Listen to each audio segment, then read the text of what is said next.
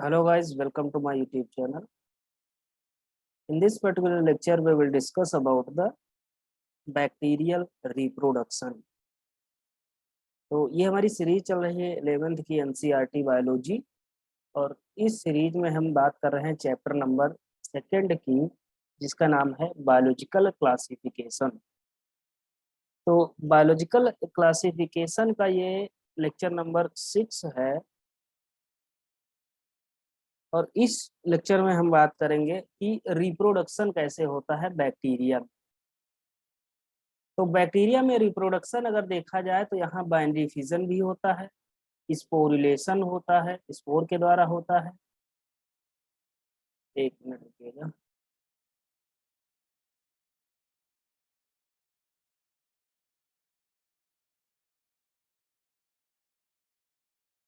Genetic recombination भी होता है और या हम इसे primitive form of sexual reproduction भी कह सकते हैं। ओके, तो बैक्टीरिया में क्या होता है, या तो बाइनरी फिजन होगा, स्पोरुलेशन होगा या जेनेटिक रिकॉम्बिनेशन होगा। तो सबसे पहले फॉर्म की हम बात करते हैं, बाइनरी फिजन कैसे होता है। तो binary fission occurs during the favorable conditions by amitosis. यहाँ क्या होती है, एमाइटोसिस होती है और ये कब होता है कि ये फेवरेबल कंडीशन में होती है, जब बैक्टीरिया के हिसाब से जो कंडीशंस होती है इन्वायरमेंट, उसके हिसाब से, जैसे टेम्परेचर हो गया और प्रेशर हो गया, ह्यूमिडिटी हो गई, पीएच हो गया, तो वो जिस इन्वायरमेंट में रह रहा, अगर उसके लिए फेवरेबल कंडीशन है वो, तब वहां पर क्या होगा, फेवरेबल बाइनरी फिजन होगा। अब बाइनरी फिजन में होता क्या है ये देखते हैं। यहाँ क्या होगा, जेनेटिक मटेरियल रेप्लिकेट होगा अलोंग विद द प्लाज्मिड्स। यहाँ प्लाज्मिड भी क्या होंगे, रेप्लिकेट होंगे। Other organelle like mesosomes etcetera also duplicated. अगर हम मेजोसोम्स की बात करें तो वो भी डुप्लीकेट हो जाते हैं। मेजोसोम की क्या काम था, ये रेस्पिरेशन में वर्क करता है, किसमें, बैक्टीरियल सेल में। Now the cell gets divided into two halves by a transverse centripetal constriction of the cell wall. In favorable condition, each bacterium can divide after 20 minutes. तो बैक्टीरिया का जो duplication का time है normal condition में या favourable condition में कितना होगा, 20 मिनट होगा हमेशा। ओके, अब यहाँ हम देख लेते हैं इसका स्ट्रक्चर पूरा देख लेते हैं, बाइनरी फिजन कैसे होता है बैक्टीरिया में। जैसे मान लीजिए ये क्या है, एक सेल हो गई, ये एक बैक्टीरियल सेल है, ये क्या हो गया, ये यहाँ न्यूक्लियस हो गया और ये क्या हो गया, ये मीजोसोम हो गया। अब देखिए यहाँ डिवीजन स्टार्ट होगा तब यहाँ क्या होगा, ये देखिए यहाँ ये क्या कर रहा है, न्यूक्लियस भी डिवाइड हो रहा है और मीजोसोम्स भी क्या हो रहे हैं, डिवाइड हो रहा है। अब यहाँ दूसरी कंडीशन में देखिए, तीसरे स्टेप पे देखिए, यहाँ हमारा जो न्यूक्लियस था दो भाग में बट गया और ये एक हो गया और मीजोसोम भी क्या हो गया, दो पार्ट में बट गया। और यहाँ पे देखिए ये साइटोप्लाज्म भी क्या हो गया है, डिवाइड हो गया है दो पार्ट में। अब यहाँ देखिए फोर्थ स्टेप पे देखिए, यहाँ क्या हो गया, डिवीजन ऑफ साइटोप्लाज्म। अब साइटोप्लाज्म यहाँ शुरू हो गया और यहाँ से क्या होगा, यहाँ एक कॉन्स्ट्रिक्शन लग जाएगा जिसे हम कहते हैं सेंट्रीपिटल कॉन्स्ट्रिक्शन। और यहाँ से क्या होगा, यहाँ दोनों अपना अलग अलग एक दो डॉटर सेल का निर्माण कर देंगे। तो यहाँ देखिए ये क्या हो, डिवाइडिंग ऑफ न्यूक्लियस, तो इसे हम क्या कह सकते हैं, डिवाइडिंग ऑफ न्यूक्लियस, तो इसे हम क्या कह सकते हैं, कैरियोकाइनेसिस। क्या कह सकते हैं, कैरियोकाइनेसिस। साइटोप्लाज्म का डिवीजन हो गया तब उसे हम क्या कहेंगे, साइटोकाइनेसिस। ओके, अब यहाँ दो सेल बैक्टीरियल सेल या डॉटर सेल्स बन गई, तो ये क्या हो गया, बाइनरी फिजन हो गया, किसमें, बैक्टीरिया में। अब दूसरे हिसाब से होता है इसमें, देखिए स्पोरिलेशन होता है। स्पोरिलेशन कब होता है, अनफेवरेबल कंडीशन में होता है या इंडोस्पोर का फॉर्मेशन होता है। तो यहाँ देखिएगा कि अंडर फेवरेबल कंडीशन बैक्टीरिया में produce resistant body like endospore, cyst, conidia, gonidia and arthrospores. जब अनफेवरेबल कंडीशन हो, जब उनके हिसाब से कंडीशन ना हो, एनवायरमेंटल कंडीशन उसमें फ्लक्चुएशंस बहुत ज़्यादा हो, तब क्या होगा कि ये स्पोर का सहारा लेते हैं, क्योंकि रिप्रोडक्शन तो करेंगे ही, तो स्पोर का सहारा लेते हैं। स्पोर जनरेट होता है, प्रोड्यूस होते हैं बैक्टीरिया के अंदर, सिस्ट बनते हैं, कोनिडिया बनता है, गोनिडिया बनता है, एंथ्रोस्पोर्स बनते हैं। अब देखिए, endospores are thick walled resistant spore. ये क्या होते हैं? रेजिस्टेंट स्पोर होते हैं, थिक होते हैं, जो कि अनफेवरेबल कंडीशंस के जो भी स्ट्रेस हैं वो इसको झेल ले, है ना। तो ये जैसे मान लीजिए हम कहें कि ये कोई एंडोस्पोर है, तो एंडोस्पोर के ऊपर क्या है? ये थिक लेयर है। अब जैसे बहुत ज़्यादा एनवायरमेंटल कंडीशन, बहुत ज़्यादा फ्लक्चुएशन है, तो बहुत ज़्यादा फ्लक्चुएशन चाहे जितना हो, बट अगर इसके ऊपर एक ऊपरी एक थिक लेयर का अगर आवरण चढ़ा हुआ है तो ये इसको प्रोटेक्ट कर सकता है। ओके, तो ये इन्हें हम क्या कहते हैं कि एंडोस्पोर क्या होते हैं? Thick walled resistant. ये रेजिस्ट करता है, चाहे टेम्परेचर ज़्यादा हो या कम हो, बहुत ज़्यादा पीएच कम हो या ज़्यादा हो, है ना, तो उन चीज़ों को ये रेसिस्ट कर देते हैं। तो ये हो गया क्या? स्पोरिलेशन। अब दूसरा टाइप देखिएगा, जेनेटिक रिकॉम्बिनेशन। जेनेटिक रिकॉम्बिनेशन की जब बात आती है तो यहाँ हम बात करते हैं सेक्सुअल रिप्रोडक्शन की, या हम कहते हैं, इसे क्या कह सकते हैं? Primitive type of sexual reproduction. Okay, a typical asexual reproduction as occurs in other organism by gamete formation is absent in bacteria. यहाँ गमीट का फॉर्मेशन नहीं होता, बट यहाँ जेनेटिक मटेरियल ट्रांसफर होता है एक बैक्टीरियम से दूसरे बैक्टीरिया में by the methods of transformation, transduction और कॉन्जुगेशन। तो यहाँ तीन प्रोसेस होंगी। यहाँ गमीट का फॉर्मेशन नहीं होगा, बट यहाँ तीन चीजें होंगी, क्योंकि हमको जेनेटिक मटेरियल एक बैक्टीरिया के अंदर से दूसरे बैक्टीरिया में ट्रांसफर करवाना है, या ये ट्रांसफर करते हैं। तो यहाँ तीन चीजें होंगी, ट्रांसफॉर्मेशन होगा, ट्रांसडक्शन होगा, या कंजुगेशन होगा। ओके, तो जेनेटिक रिकॉम्बिनेशन इन बैक्टीरिया ये तीन तरह का होता है, 3 टाइप। अब देख लीजिए ट्रांसफॉर्मेशन क्या होता है। ट्रांसफॉर्मेशन में क्या देखेंगे? In this method a naked piece of DNA of bacterium is inserted into the another bacterium. अब यहाँ क्या हो गया कि नेकेड पीस हम लेंगे डीएनए का, एक बैक्टीरिया के डीएनए का नेकेड पीस लिया और उसको हम इंसर्ट कर दिए दूसरे बैक्टीरिया के अंदर। In transformation, no special agency is required for the DNA transfer. Naked DNA of one bacterium itself get inserted into the another bacterium and causes genetic recombination. Experimental proof of transformation was given by Griffith. तो Griffith ने क्या कहा कि कोई special कोई agency की जरूरत नहीं है डीएनए को एक बैक्टीरिया के जेनेटिक मटेरियल को दूसरे जेनेटिक बैक्टीरिया के जेनेटिक मटेरियल में या दूसरे बैक्टीरिया के अंदर ट्रांसफर करने के लिए। ये अपने आप स्वतः ही इटसेल्फ ये क्या करते हैं? एक बैक्टीरिया के अंदर से दूसरे बैक्टीरिया में ट्रांसफर हो जाते हैं। इसको बताया किसने? ग्रिफिथ ने बताया। तो क्वेश्चन पूछा जाता है कि ट्रांसफॉर्मेशन की थ्योरी किसने दी थी? बैक्टीरिया में जो जेनेटिक रिकॉम्बिनेशन होता है उसको ट्रांसफॉर्मेशन के द्वारा किसने समझाया था?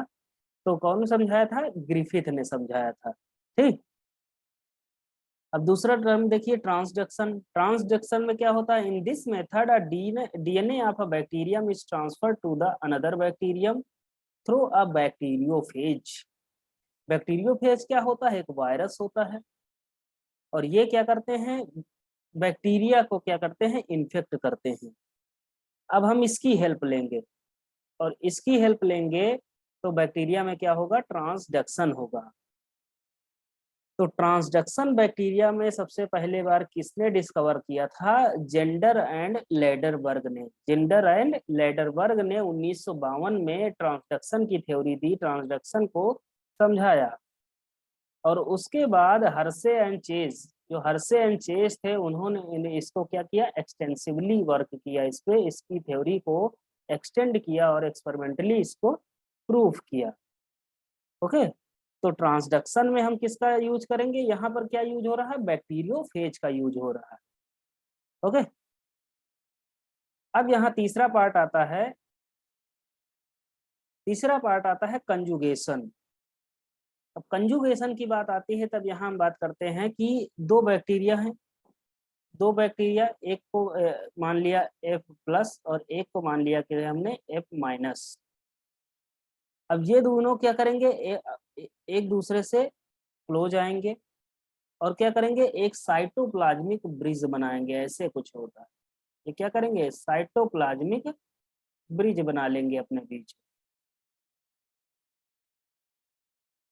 और उसके बाद क्या होगा, अब देखिए इसको, इसकी थ्योरी देख लीजिए। In conjugation two bacteria F+ and F-, हम कुछ भी इसको डिनोट कर सकते हैं, come close to each other and form a cytoplasmic bridge so that their cytoplasmic material come in contact with each other. Now one bacterium act as a donor while other bacterium behave as the recipient. A portion of the DNA of is donor is now get transfer into the recipient. In this way recombination takes place. After conjugation both bacteria get separated. अब देखिए यहाँ क्या हुआ, यहाँ क्या होता है, conjugation होता है। अब कंजुगेशन में क्या होता है, जैसे मान लीजिए दो बैक्टीरिया है, यहाँ देख लेते हैं, 1 मिनट रुकिएगा, PDF में देख लेते हैं। जैसे हमने कहा कि क्या होते हैं, दो बैक्टीरिया हो गए,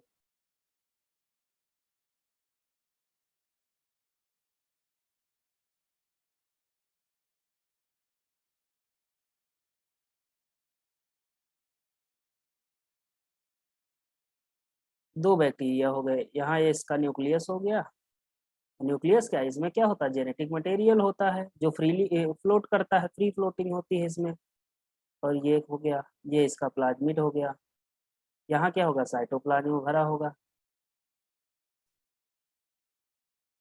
क्या होगा, यहाँ साइटोप्लाज्म पूरा भरा होगा। यहाँ क्या होगा, मेजोसोम होगा कहीं पे। मेजोसोम क्या होता है, सेल वॉल की इनफोल्डिंग होती है। अब देखिए इनके बीच में क्या बनेगा, साइटोप्लाज्मिक ब्रिज बनेंगे, साइटोप्लाज्मिक ब्रिज बने और ये धीरे धीरे एक दूसरे के इतना ज्यादा क्लोज आ जाएंगे कि इनके अंदर का जो जेनेटिक मटेरियल है या साइटोप्लाज्मिक मटेरियल है और उसके अंदर जो साइटोप्लाज्मिक मटेरियल है, 1 मिनट रुकिएगा,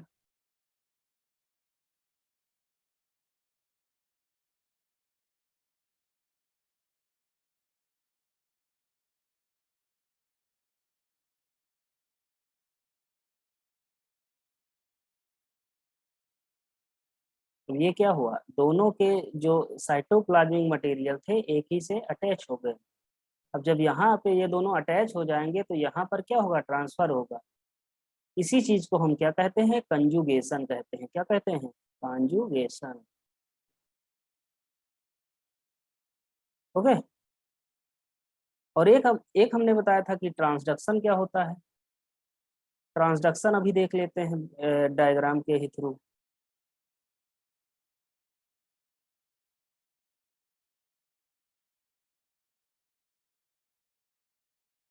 जैसे मान लीजिए एक कोई बैक्टीरिया है,